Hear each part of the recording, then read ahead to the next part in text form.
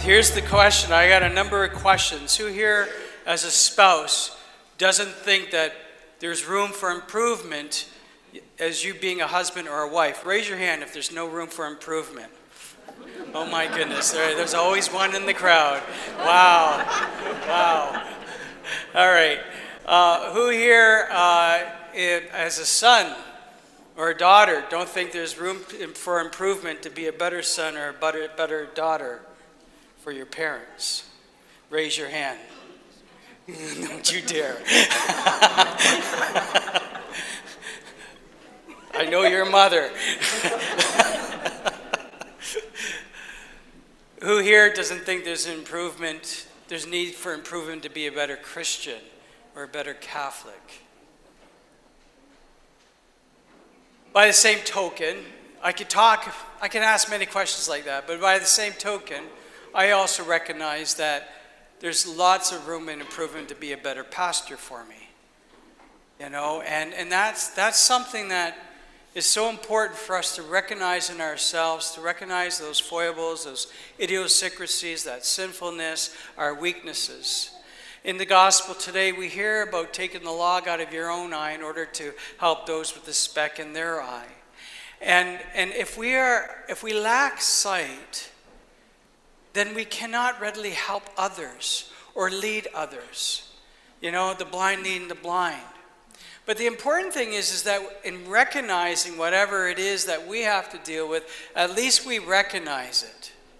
All right? As people of faith, at least we recognize we need God. All right? We need God's help. We need to be a better person, to be the person that God created us to be. And there's always room for improvement, whether it's as a husband, as a wife, as a son, as a daughter, as a friend, as a Christian, as a Catholic, or as a pastor. When we acknowledge that, it takes a great amount of humility to accept the criticism, constructive criticism, done in a loving way of another person. But when we recognize it, it's something that we are aware of already. And so all we have to do is thank the other person.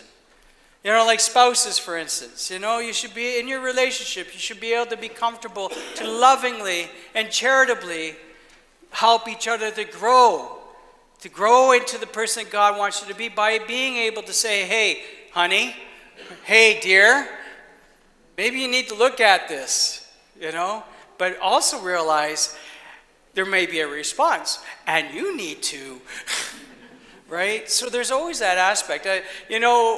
As a pastor, I'm challenged all the time by parishioners or by my team, constantly by the guy behind me, who is, and it makes me pause to think, realize I got to listen twice as much as I speak. A lot of the times, it's just not listening properly.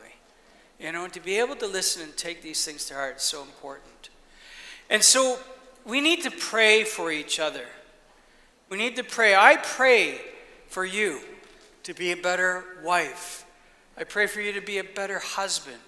I pray for you to be a better son, to be a better daughter, to be a better friend, to be a better Christian, to be a better Catholic.